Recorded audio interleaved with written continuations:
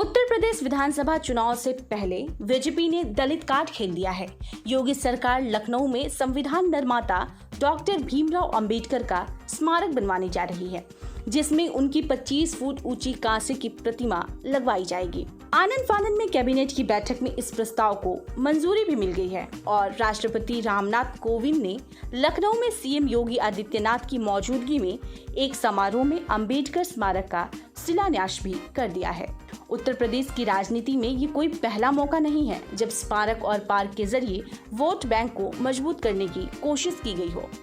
मायावती और अखिलेश यादव भी ऐसा कर चुके हैं। मायावती ने तो यूपी के नोएडा स्थित पार्क में चारों तरफ पार्टी के चुनाव चिन्ह हाथी की बड़ी बड़ी मूर्तियां लगवा दी हैं और इसको लेकर काफी बवाल भी मचा था।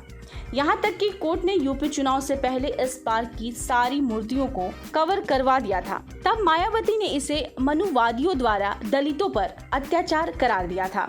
पूर्व के इन्हीं मुख्यमंत्रियों के नक्शे कदम पर चलते हुए संविधान निर्माता डॉक्टर भीमराव अंबेडकर का स्मारक बनवाने जा रहे हैं।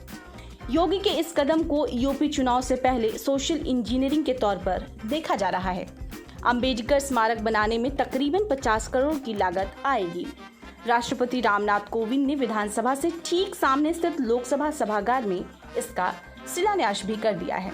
इस स्मारक का नाम अंबेडकर सांस्कृतिक सेंटर होगा। सुनिए इस मौके पर योगी आदित्यनाथ ने क्या कुछ कहा है। हम सब जानते हैं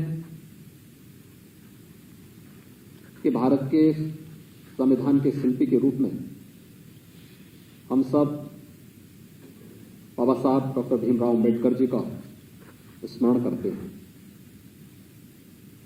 और केवल भारत ही नहीं बल्कि पूरी दुनिया में जब भी वंचितों, दलितों, उपेक्षितों और समाज के अंतिम पायदान पर बैठे हुए व्यक्ति की आवाज की बात होगी तो बाबा साहब भीमराव अंबेडकर का नाम बड़ी श्रद्धा, बड़े सम्मान के साथ विश्व मानवता सदैव लेगा। इस महामानव के साथ किस कालखंड में क्या हुआ इस पे हम चर्चा नहीं करना चाहते, लेकिन आज की तिथि हमारे लिए अत्यंत महत्वपूर्ण है।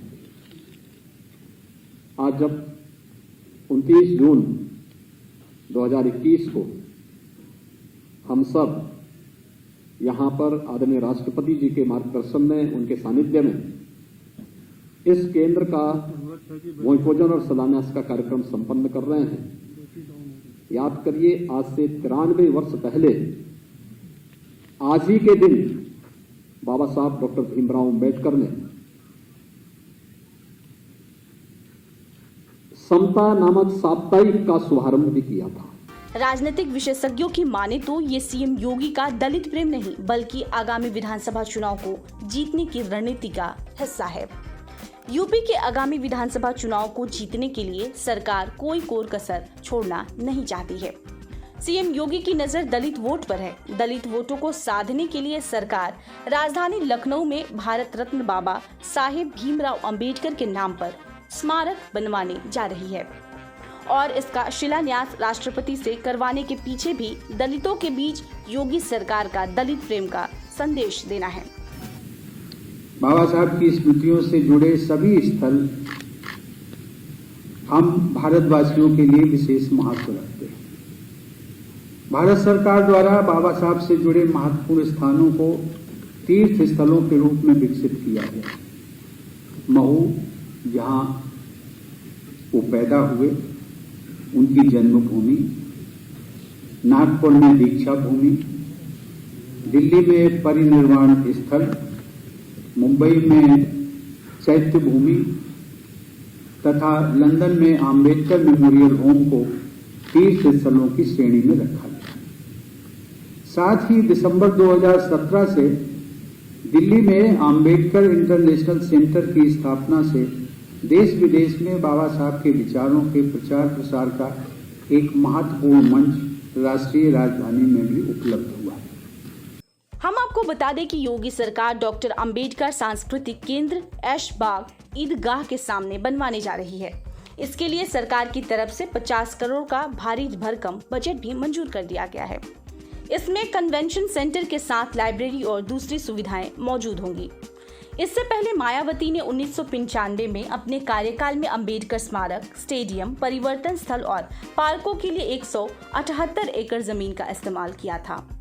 2007 में इन इमारतों के पुनर्निर्माण और विस्तार के लिए 3 जेलों को तोड़कर 185 एकड़ जमीन पर 1075 करोड़ की लागत से काशीराम इको पार्क बनाया गया था।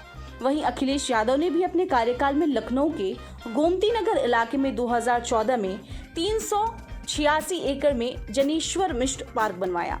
इसमें कुल 168 करोड़ रुपए खर्च हुए थे। अब योगी आदित्यनाथ भी चुनाव जीतने की खातिर मायावती और अखिलेश यादव की राह पर निकल पड़े हैं। लिहाजा अंबेडकर स्मारक को बीजेपी के दलित कार्ड के तौर पर देखा जा रहा है।